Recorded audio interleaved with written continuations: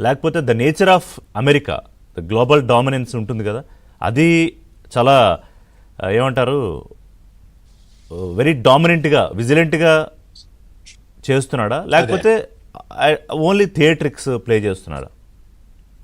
Actually మంచి ప్రశ్న అండి. మీరు అడుగుతుంది బేసిక్ గా ట్రంప్ వ్యవహార శైలికి ఉన్న రూట్ కాజెస్ ఏంటి అని మ్మ్. అడుగుతున్నారండి. అందులో ఒకటి ఫస్ట్ రెండు విధాలుగా చూడొచ్చండి. అంటే వ్యవస్థాగతంగా, తర్వాత అమెరికా సమాజంలో వస్తున్న సామాజిక ఆర్థిక మార్పులండి. ఉదాహరణకి గ్లోబలైజేషన్ ప్రక్రియ స్టార్ట్ అయినప్పటి నుంచి కనుక చూస్తే అమెరికాలో ఒక ఆ, ఆలోచన, ఒక ఆందోళన కూడా ఉంది. ఏమిటంటే అమెరికాలో ఉన్న ఉద్యోగాలు చాలా దేశాలకు వెళ్ళిపోతున్నాయి. సాఫ్ట్వేర్ అవన్నీ ఇండియాకి వెళ్ళిపోయాయి. తర్వాత మ్యానుఫ్యాక్చరింగ్ చైనాకి వెళ్ళిపోయింది. సో మనం నష్టపోతున్నాం అని ఒక ఆలోచన విధానం ఉంది. అది కరెక్టా ఐ మీన్ అసెస్మెంట్ కరెక్టా రాంగ్ అనేది డిబేట్ చేయొచ్చు.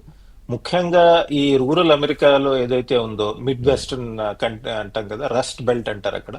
అక్కడ ఇండస్ట్రియల్ అవన్నీ కూడా చాలా పెద్ద ఎత్తున దెబ్బతిన్నాయి గ్లోబలైజేషన్ తర్వాత.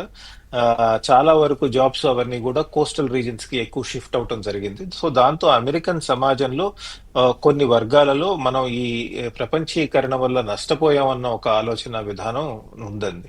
అంతేకాదు తర్వాత ఈ ఆ, మనం తీసుకుంటే కనుక ఆ, ఈ relative decline of United states అంటారండి. అంటే ప్రపంచంలో ఈ అమెరికా తన డామినెంట్ పొజిషన్ కంటిన్యూ చేస్తున్నప్పటికీ మిగతా దేశాలు రైజ్ అయి క్యాచప్ అవుతున్నాయండి. ఆ, ఎప్పుడైతే మిగతా దేశాలు ఆర్థికంగా మిలిటరీ పరంగా బలపడుతున్నాయో అమెరికాలో కూడా ఒక విధమైనటువంటి ఆందోళన వస్తుంది. ఏమిటంటే మనం ఏమన్నా కోల్పోతున్నామా మన టాప్ పొజిషన్ అన్నది మ్మ్. నడుస్తుందండి.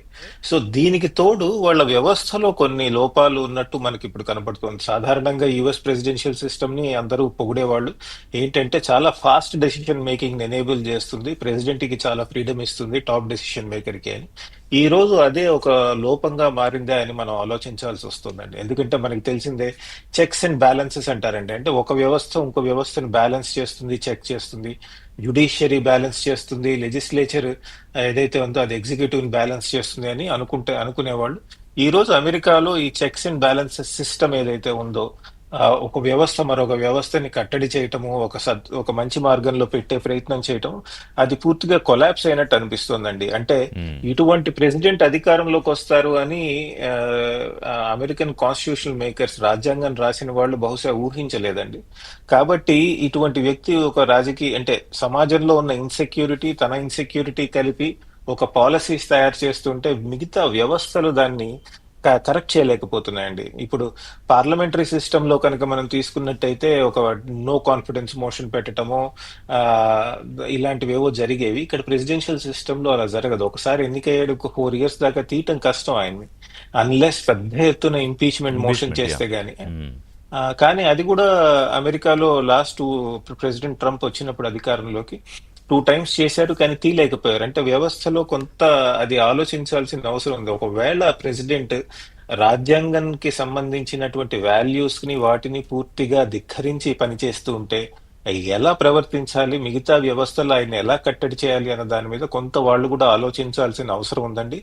వాళ్ళు బేసిక్ గా వేరే దేశాలకు వెళ్ళి వేరే దేశాల్లో ప్రజాస్వామ్య వ్యవస్థలు ఎలా ఉన్నాయని చెప్తూ ఉంటారు. మ్మ్. కానీ ఒక్క నిమిషం వాళ్ళు ఆగి వాళ్ళ ప్రజాస్వామ్య వ్యవస్థలో ఉన్న లోటుపాట్ల గురించి కూడా వాళ్ళు ఆలోచించాల్సిన అవసరం ఉందండి. ఆ తర్వాత ఇంకోటి మనం గమనించాల్సింది ఏంటంటే, ఆ, ఆ, ఈ అమెరికన్ ప్రెసిడెంట్స్ ఇంతకుముందు డెసిషన్స్ తీసుకునేప్పుడు చాలా వైడ్ రేంజింగ్ కన్సల్టేషన్స్ చేసేవాళ్ళండి. మ్మ్. ఆ, ఇటు కాంగ్రెస్ లో కానివ్వండి, అటు జ్యుడిషియరీ ఇంతకు ముందు పనిచేసిన వాళ్ళు కానివ్వండి, లేదా పెద్ద పెద్ద థింక్ ట్యాంక్స్, పెద్ద పెద్ద రీసెర్చ్ ఇన్స్టిట్యూషన్స్, వాళ్ళకున్న యూనివర్సిటీస్, వీటన్నిటితో వాళ్ళు చర్చలు జరిపి ఒక డెసిషన్కి వచ్చేవాళ్ళు. అలా అని మంచి వాళ్ళు అనట్లేదు, కానీ ఒక ప్రక్రియ నడిచేది వాళ్ళకి. డెసిషన్ మేకింగ్ లో కన్సల్టేషన్స్ అవి మా అందరితో సంప్రదింపులు చేయటం. డొనాల్డ్ ట్రంప్ వచ్చేసరికి ఒక వ్యక్తిగతంగా చాలా పెద్ద ఎత్తున డెసిషన్స్ తీసుకుంటున్నారండి, పెద్దగా కన్సల్టేషన్స్ లేకుండా. ఆయన ఇందాక మీరు చెప్పినట్టు, పుల్లారావు గారు చెప్పినట్టు, ఫస్ట్ టర్మ్ లో ఉన్న ట్రంప్ అంటే ఇంతకు ముందు ప్రెసిడెంట్ గా చేసినప్పటికీ ఇప్పటికీ చాలా మార్పు ఉంది ఆయనలో. ఎందుకంటే ఇంతకు ముందు మొదటిసారి వచ్చినప్పుడు నేను అసలు ఈ ప్రెసిడెంట్ కి అర్హున్నా లేదా అన్న అనుమానం ఆయనలో మనకు కనబడేది. కాబట్టి కొద్దిగా ఆ ఆ ఇన్సెక్యూరిటీతో జంకు కొంత చాలా మంది ఉండేది. జంకు చాలా ఉండేది. చాలా మంది సెక్రటరీ ఫర్ స్టేట్ ని సెక్రటరీ మిగతా వాళ్ళని తీసేయటం, కొత్త వాళ్ళని తీసుకురావటం, తీసేయటం, కొత్త వాళ్ళని తీసుకురావటం, ఉమ్. ఈ ప్రక్రియలో వేరే దేశాలని ఇబ్బంది పెట్టడం ఆయనకి కుదరలేదు. ఈసారి ఆయన మంచి కాన్ఫిడెన్స్ తో ఉన్నాడు. ఏమిటంటే ఈ ప్రెసిడెంట్ చైర్ ఏదైతే ఉందో అది నా కోసమే చేసింది, నేనే పాలిస్తాను అని. కాకపోతే వైడ్ రేంజింగ్ కన్సల్టేషన్స్ చేయట్లే. ఒకవేళ కన్సల్టేషన్స్ చేసిన చాలా వరకు తనతో చాలా కాలంగా మిత్రులైనటువంటి మిగతా బిజినెస్ పీపుల్ తో కన్సల్టేషన్స్ అదే అంటే తను చేస్తున్నారు. అన్నది ఎవరైతే వేస్తుంటారో వాళ్ళతోటే. అంతే అండి. ఎనీవే. ఇప్పుడు మన కామర్స్ సెక్రటరీ తీసుకోండి, హవర్డ్ లుట్నిక్, ఒకప్పుడు ఆయన ఒక బిజినెస్ మ్యాన్. అలానే మిగతా పోస్ట్ లో కూడా చాలా మంది బిజినెస్ పీపుల్ ని పెడుతున్నారు ఆయన. మంచిదే బిజినెస్ పీపుల్ ని పెట్టడం, కాకపోతే ఒక అకాడమిక్ ఎన్వైరన్మెంట్ నుంచో లేదా ఒక డిప్లొమసీలో లేదా నిజంగా గ్రాస్ రూట్స్ నుంచి రాజకీయంగా పైకొచ్చిన వ్యక్తులు వీళ్ళు కాదండి వీళ్ళు. సో బిజినెస్ పీపుల్ అధికారంలోకి వస్తే వాళ్ళు ఏంటి, ఒక ప్రతిదీ ఒక బిజినెస్ ట్రాన్సాక్షన్ లాగా చూస్తారు. ఆ ఇది కాకపోతే ఇంకో దానికి వెళ్దామని. కానీ దేశాలు అలా కాదు కదా.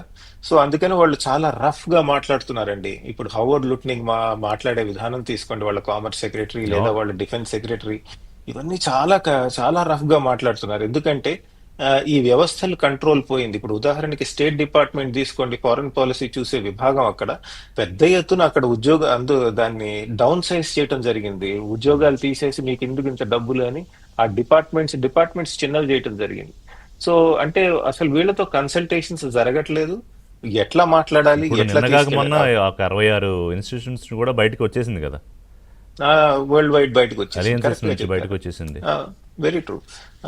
సో దీంతో ఏమవుతుందంటే అమెరికా గెలవాలి అనుకోవటంలో తప్పు లేదండి, మేక్ ఉమ్. అమెరికా గ్రేట్ అగైన్ అనుకోవటంలో తప్పు లేదండి. మీ దేశం మీరు బాగుపడాలనుకోవచ్చు, కానీ అది అచీవ్ చేసే ప్రక్రియ, ఆ ఆలోచన మీరు వ్యక్తపరిచే ప్రక్రియలో వేరే దేశాలని హ్యూమిలియేట్ చేయాల్సిన అవసరం లేదు, వేరే దేశాలు పూర్తిగా ఓడిపోవాల్సిన అవసరం లేదు. సో ఆ డిప్లొమాసీ, ఆ టాక్టిక్స్ అవి బాగా దెబ్బతిన్నాయి. ఇంతకు ముందు అమెరికా కూడా గెలవాలనే ఉండేది. మనం చూసాం, ఇరాక్ లో యుద్ధం చేసింది, చాలా చోట్ల యుద్ధాలు చేసేది అమెరికా. కానీ వాళ్ళు మాట్లాడే శైలి, జనాలతో మాట్లాడే విధానం, వాటిలో కొంత ఉండేది. అది కూడా పోయిందండి. అంటే ఫెసాడ్ కూడా బాగా దెబ్బతింది. సో దాంతో వస్తున్న ప్రాబ్లమ్స్ ఇవ్వండి. తర్వాత చాలా పర్సనలైజ్ డెసిషన్ మేకింగ్ అయింది, మనం ఇందాక అనుకున్నట్టు. తర్వాత వేరియస్ ప్లాట్ఫామ్స్ నుంచి ఆ, అందరినీ కలిపి మాట్లాడటము అది కూడా జరగట్లేదు. ఉమ్. ఆ, ఇంకొకటి ఏంటంటే అమెరికాలో మనం రిలేటివ్ ఇన్సెక్యూరిటీ అన్నాం కదా, రిలేటివ్ డిక్లైన్ అమెరికాలో, ముఖ్యంగా రూరల్ ఏరియాస్ లో మనం ఓడిపోతున్నాం అన్న భావన. సో దానికి ఏం చేస్తున్నారంటే అమెరికన్ లీడర్షిప్, మనం గెలుస్తున్నాం అనే చెప్పటం కాకుండా అదిగో వాడిని తన్ని తగలేసాం అసలు అయిపోయింది అని హ్యూమిలియేట్ చేసే విధంగా మాట్లాడటం. వాళ్ళ కాన్స్టిట్యుయెన్సీస్ అంటే వాళ్ళ రాజకీయాల్లో అది పాజిటివ్ అవుట్కమ్ వస్తుంది అని వాళ్ళు అనుకుంటున్నారండి. ఉమ్. ఎందుకంటే అట్లాంటి భాష మాట్లాడే వీళ్ళు అధికారంలోకి రావటం జరిగింది కదా. ట్రూ. సో అదే ప్రక్రియ కంటిన్యూ చేస్తున్నారు, కానీ ఇది లాంగ్ టర్మ్ లో అమెరికాకి బాగా దెబ్బతీస్తుంది. ఎందుకంటే అమెరికా తను గెలవాలనుకోవటం తప్పులేదు, అమెరికా తన ఆధిపత్య ధోరణి కంటిన్యూ చేయాలి, మనకి ఇష్టం లేకపోవచ్చు, కానీ వాళ్ళకి అలా అనుకోవటంలో వాళ్ళు ముందుకెళ్ళొచ్చు. కానీ ఈ ప్రక్రియలో ఇంత హ్యూమిలియేట్ చేయాల్సిన అవసరం లేదు, ఇంత ఇబ్బంది పెట్టాల్సిన